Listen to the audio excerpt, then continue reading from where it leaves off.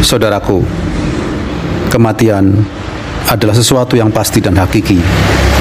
Manusia tidak tahu kapan, di mana, dan bagaimana ia mati. Semuanya rahasia Allah semata.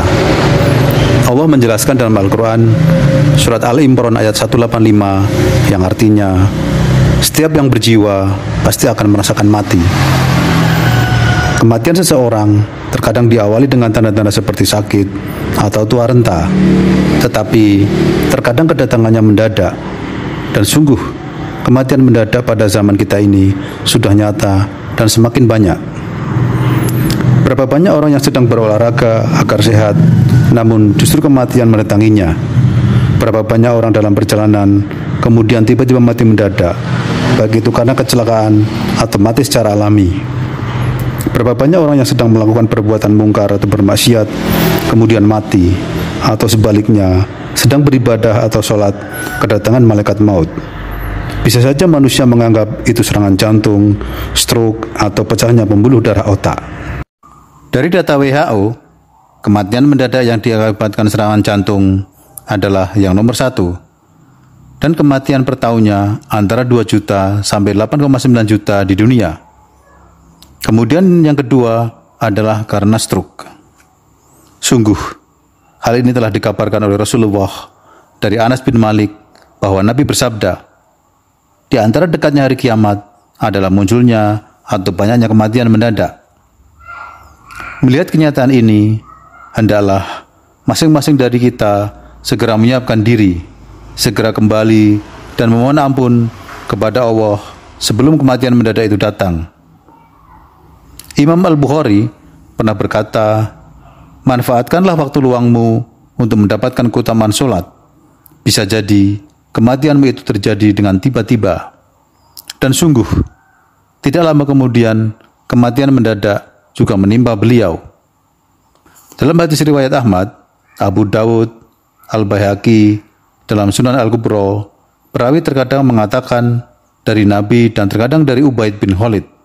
Dia berkata, kematian mendadak adalah sisaan yang membawa penyesalan.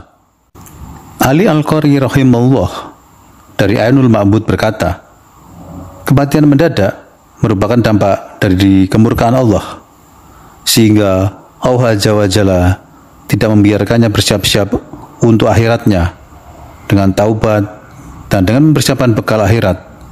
Dan Allah Azza wa Jalla tidak memberikannya sakit yang bisa menghapus dosa-dosanya. Ibnu Battul rahimahullah di dalam kitab Fathul Bari berkata, hal itu karena di dalam kematian mendadak dikhawatirkan terhalangi dari membuat wasiat dan tidak mempersiapkan untuk bekal akhirat dengan taubat dan amal saleh lainnya. Akan tetapi, bukan berarti semua orang yang mati mendadak merupakan orang-orang yang dimurkai oleh Allah Azza wa Jalla.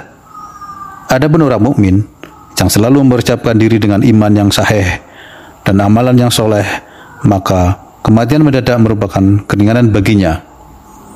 Dalam hadis riwayat Abdur Razak dalam Al-Musannaf dari Aisyah, ia berkata, aku mendengar Rasulullah bersabda, kematian mendadak adalah keringanan terhadap seorang mukmin dan sisaan yang membawa penyesalan terhadap orang kafir.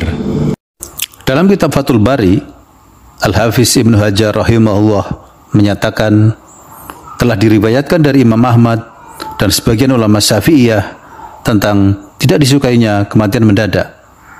Sedangkan Imam Nawawi rahimahullah meriwayatkan dari orang-orang zaman dahulu bahwa sekelompok orang dari para nabi dan orang-orang soleh mati mendadak. Itu disukai oleh orang-orang yang memperhatikan akan datangnya kematian. Semoga Allah selalu menolong kita untuk selalu mengingatnya, bersyukur kepadanya, dan meningkatkan ibadah kita kepadanya. Hanya Allah lah tempat mengadu dan memohon.